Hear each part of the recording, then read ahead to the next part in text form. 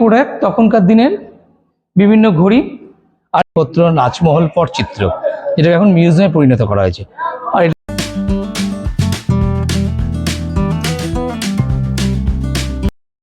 বন্ধুরা, আমি এখন চলে এসেছি জগৎ সেটের বাড়িতে। আর জগৎ সেটের বাড়ির সমস্ত কিছু ইতিহাস, খুঁটিনাটি তথ্য আমি কিন্তু এই ভিডিওর মাধ্যমে তুলে ধরবো। তো ভিডিওটা দেখতে থাকো বন্ধুরা। বর্তমানে প্রবেশ করেছেন, সেটা হচ্ছে হাউস অফ জগৎ সেট, মানে তখনকার দিনে এটা হচ্ছে রিজার্ভ ব্যাংক, RBI। এটা 1706-এ এটা স্থাপিত করেছিলেন, তার নাম হচ্ছে মানিকচাঁদ। এই মানিকচাঁদ এসেছিলেন নাগর থেকে। এর প্রথম ব্যবসা ছিল ঢাকা জাহাঙ্গীরনগর, সেখান থেকে মোহাম্মদ হাদির সঙ্গে সম্পর্ক হয়। যে মোহাম্মদ হাদির মেন জায়গা ছিল, ভালো করে শুনবে, মোহাম্মদ আলী বড় হয়েছিলেন আপনার হায়দ্রাবাদে। হায়দ্রাবাদ থেকে তিনি খবর পেয়ে অরঙ্গজীব তাকে নিয়ে গেছিল দিল্লি, দিল্লি থেকে আপনার ঢাকা, ঢাকা থেকে মুর্শিদাবাদ। মোহাম্মদ হাদি মানে কর্পোরাত 1712, নাম হচ্ছে মুর্শিদ কুলি খাঁ। এই মুর্শিদ কুলি খাঁ একসময় ছিল জগৎ সেট পরিবারদের সুবেদার।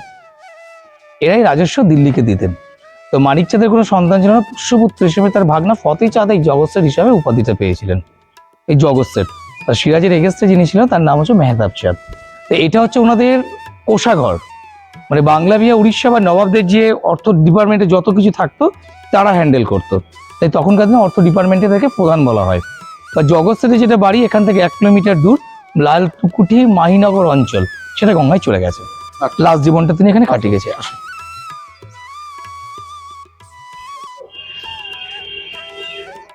আপনি এখানে দেখবেন তখনকার দিনে এটা কিন্তু জলের ফিল্টার। এটা কিন্তু পোড়ামাটি বান কোম্পানি, মার্টিন বান টেশন ফিল্টার। আপনি যত গন্ধ জল থাকবে, পচা জল থাকায়, যাই থাক, বালি, কাঠকয়লা, বিভিন্ন জিনিস দিয়ে, ছাই দিয়ে এটাকে ফিল্টার করে নেওয়া হবে। ফিল্টার, হ্যাঁ। আর এগুলো কিন্তু র্যাক, ফুল গাছের টব রাখার জন্য। মানে আমরা যাচ্ছি তখনকার দিনে রিজার্ভ ব্যাংক, যেখান থেকে তিনি মোহর বাংলা, বিহার, উড়িষ্যা বা রাজা দেখে, নবাব দেখে যারা সুদে নিয়ে যেতেন। আসুন, ঠান্ডাতে চলে আসুন ম্যাডাম, এরপরে আর এলাও নেই। হ্যাঁ, না, আপনি ভয়েস ভালো করে শুনবেন। আপনি দিদি হচ্ছেন পলিটিক্যান, দাদা হচ্ছে বিজনেসম্যান। ক্ষমতা কিন্তু পলিটিক্যানের না, বিজনেসম্যানের। তাহলে দেখা যাচ্ছে লাস্ট দিনই জগৎ সেট 1744 খ্রিস্টাব্দে বাংলায় একটা বর্গী যুদ্ধ হয়, যারা রাজস্ব লুট করতে এসেছিলেন। সেই সময় মীর মোহাম্মদ জাফর আলী, আলিবর্দিকার বোনের বর, কিন্তু ফ্যাক্ট হয়েছিলেন। সেখানে ভাস্কর পণ্ডিতকে বলেছিল, তুমি বাংলা রাজস্ব লুট করার সুযোগ করে দেবো, কিন্তু ওই সিংহাসনটা আমার দরকার। মানে আলিবর্দিকার মৃত্যু চাই। মানে আলিবর্দিকার মৃত্যু হলে কিন্তু আলিবর্দিকার পরিবর্তকালে কিন্তু মীর মোহাম্মদ জাফর আলী খানই বসবে সিংহাসনে। এখানে কিন্তু ব্যাকিং সিস্টেমে কিন্তু আলিবর্দিকা তার নাতিকে সিরাজকে কিন্তু ব্যাকিং করেছিলেন। এবার সেই সময় আলিবর্দিকার যে বড় মেয়ে ছিল ঘসিটি বেগম, তিনি ব্যাকিং করেছিলেন সিরাজের ছোট ভাই সাউদারজান খান বলতে। কারণ ওনার ইচ্ছা ছিল সে সিংহাসন পাবে, আলিবর্দিকার ইচ্ছা ছিল সেই সিংহাসন পাবে, কিন্তু সিংহাসন পেলে কিন্তু আলিবর্দিকার নাতি সিরাজদৌল্লা। এদের সিরাজের অর্থ ডিপার্টমেন্টের প্রধান হয়ে থাকলেন ফাইন্যান্স মিনিস্টার হচ্ছে মেহতাব চাঁদ। এর মেহতাব চাঁদকে নিয়ে একটা বড় মিটিং ডাকলেন। আমি বাংলার মাস্তাদের বাংলার নবাব, আমাকে তো কেউ চিনে না, তাই সবাই আমাকে আজ থেকে খাজনা পে করবে। কিন্তু রাজা কৃষ্ণচন্দ্র, জগৎ সেট তুমি খাজনা দিচ্ছ না, তাই আজ থেকে তোমাদেরকে 9% খাজনা আমাকে দিতে হবে। এটা নিয়ে সিরাজ একটা বিরোধিতা করেছিলেন। সিংহাসন থেকে এটা উগ্র হয়ে সিরাজ সিংহাসন থেকে নেমে তার গালে তাকে চড় মেরে অপমান করে সেই জায়গা থেকে বের করে দিয়েছিলেন।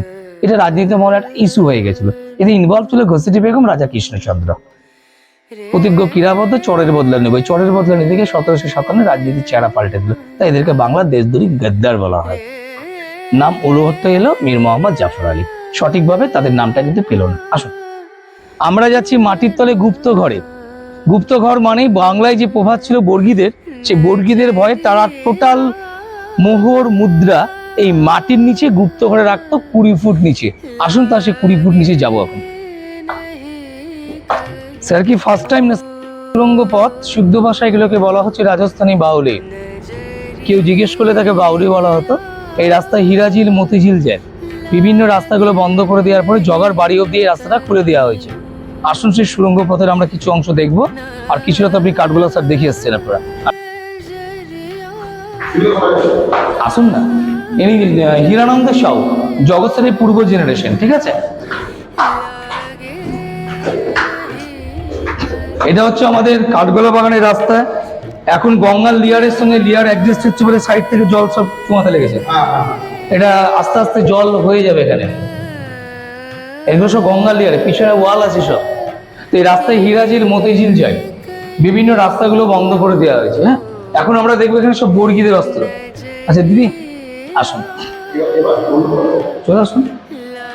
এগুলো সব গঙ্গার লিয়ারে জল আসছে দিদি, এবার বন্ধ করে দেন, বন্ধ করে ছিল। তখনকার দিনে যারা এখান থেকে লেনদেন করতেন পয়সা মুদ্রা, তাদেরকে ফুর্তি দেওয়ার জন্য উপরে একটা কুটি অর্থাৎ দরবসারা নাচমহল আছে, কিন্তু সেটা আমরা পরে যাব কিন্তু।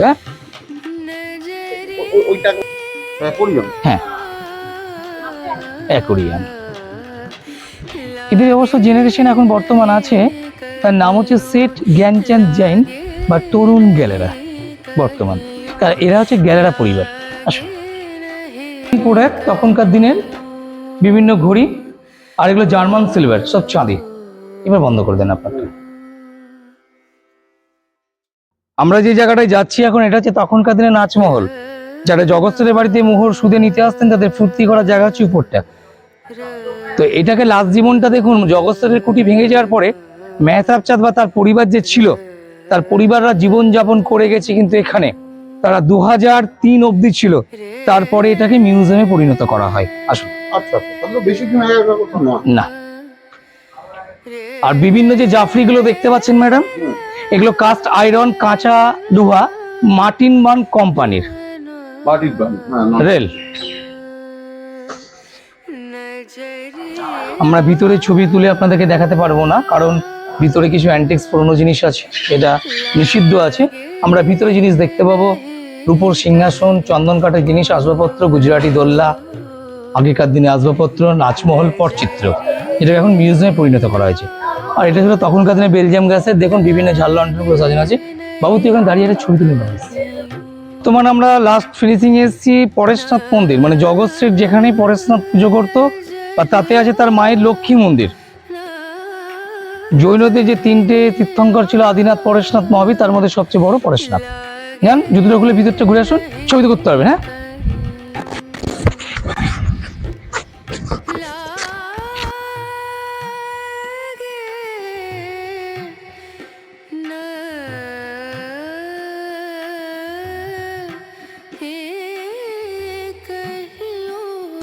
জগৎ সেটের সমস্ত ইতিহাস কিন্তু আমি তোমাদের সামনে তুলে ধরলাম। ভালো লাগলে কিন্তু চ্যানেল সাবস্ক্রাইব করে পাশে দেখো, আর সাথে ফেসবুক পেজটাকে ফলো করে দিও। আর সকলেই ভালো থেকো, সুস্থ থেকো।